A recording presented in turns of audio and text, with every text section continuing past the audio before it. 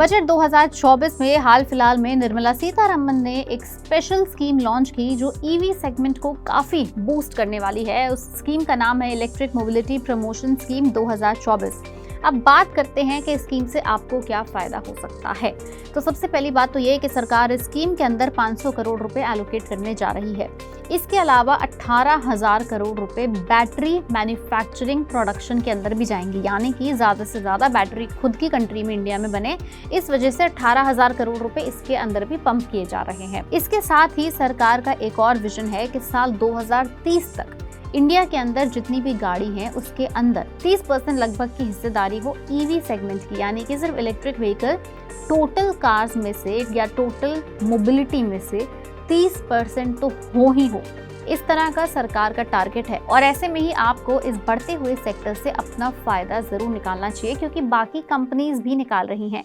Market में हाल फिलहाल में एक NFO आया है, यानी न्यू फंड आपके लिए ऑफर आया है जो ईवी और ऑटोमोबाइल सेक्टर के ऊपर फोकस्ड है। अगर आप इसके अंदर निवेश करते हैं तो इस सेक्टर की ग्रोथ के साथ साथ डेफिनेटली आपके पैसे की भी लंबी ग्रोथ हो सकती है। मार्केट में जो नया फंड आपके लिए ओपन हुआ है उसका नाम है grow Nifty EV and new age automotive ETF। ये NFO 2 अगस्त तक सब्सक्रिप्शन के लिए ओपन रहेगा। ये fund Nifty EV and new age automotive index TRI को ट्रैक करेगा, जो ईवी सेक्टर की कंपनीज या नए जमाने की ऑटोमोटिव टेक्नोलॉजी डेवलप करने वाली कंपनीज के परफॉर्मेंस को ट्रैक करेगा।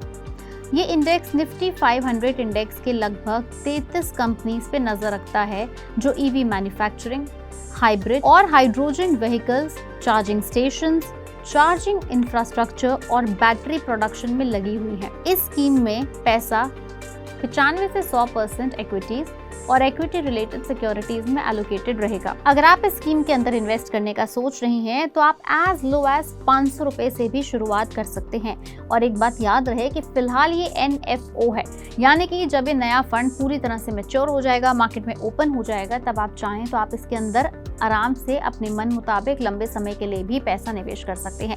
लेकिन NFO का फायदा सबसे ज्यादा तब होता है जब वो न्यू फंड होता है, यानी मार्केट में उतरने से पहले जो स्पेशल बेनिफिट जो पहले कुछ यूजर्स को मिलता है वही एक्चुअल बेनिफिट है। होल्डिंग की डिटेल्स आपको पता चलेंगी जब ये फंड पूरी तरह से मार्केट में ऑपरेटिव हो जाएगा। तब तक अगर आप भी ईवी सेगमेंट से जुड़े रहना चाहते हैं, इसको ट्रैक करना चाहते हैं, तो ये लेटेस्ट ऑफरिंग आपको इस इंडस्ट्री से फायदा करवा सकती है। लेकिन याद रहे कि हम आपको इस वीडियो में सिर्फ इस फंड के जानकारी दे रहे हैं, इसमें इन्वेस्ट करने या ना करने की कोई सलाह नहीं दे रहे। ऐसे और NFO, IPO और इंडस्ट्री रिलेटेड स्टॉक्स के लिए आप फॉलो करें, सब्सक्राइब करें पैसा live. For exclusive and insightful videos, subscribe to our new channel ABP Live Premium.